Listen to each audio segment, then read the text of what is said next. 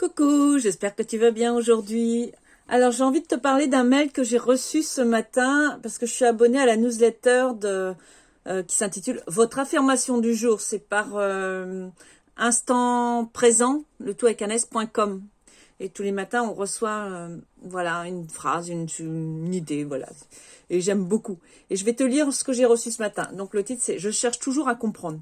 Aujourd'hui je voulais partager avec vous une histoire que je n'oublierai probablement jamais.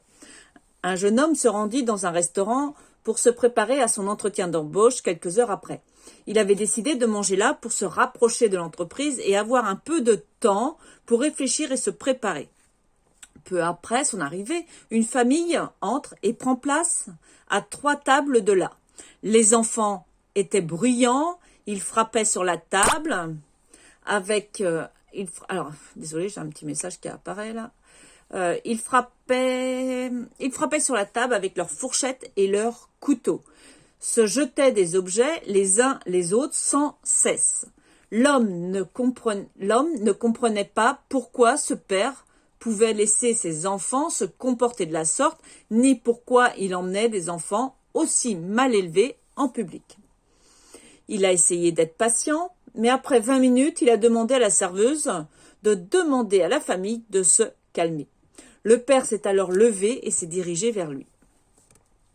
« Je suis désolé, monsieur, a-t-il dit d'une voix aimable, sincère et triste. Les enfants ont perdu leur mère il y a 2 jours et je n'ai pas réussi à les calmer depuis. J'ai pensé que leur donner un bon repas les aiderait. » Les mots du père ont changé à jamais la perspective du jeune homme. Bien sûr, il n'avait pas tort de vouloir avoir du temps pour se préparer et réfléchir à ce qu'il devait dire lors de son entretien. Le père n'avait pas tort non plus d'emmener ses enfants prendre un repas pour essayer de se changer les idées.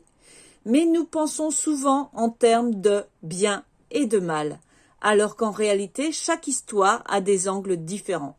Parfois beaucoup d'angles différents.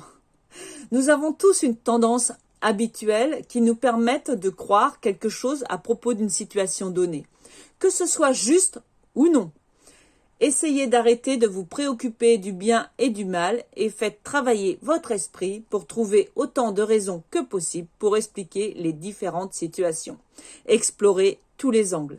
C'est un excellent exercice pour l'esprit. Très belle journée. Et il y avait une citation de Platon.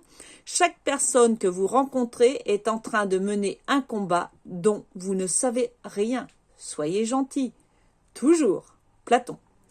Voilà ce que j'avais envie de te partager ce matin parce que c'est vrai que j'aime beaucoup ce genre de texte parce que chacun, c'est clair, à son point de vue. Moi, je dis que chacun a sa propre vérité en fonction de son vécu, de son état d'être, de ce qu'il vit, de ce qu'il a vécu, de ses émotions, etc., etc., etc. Et d'où est-ce qu'il en est aussi sur son chemin de la vie, sur son...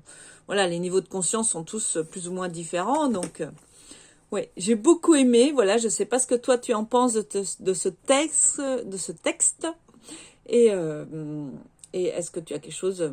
voilà, si tu as envie d'échanger avec moi là-dessus, c'est avec un grand plaisir. Je te souhaite une excellente journée dans la joie et la bonne humeur. Et je te dis à bientôt. Bye bye.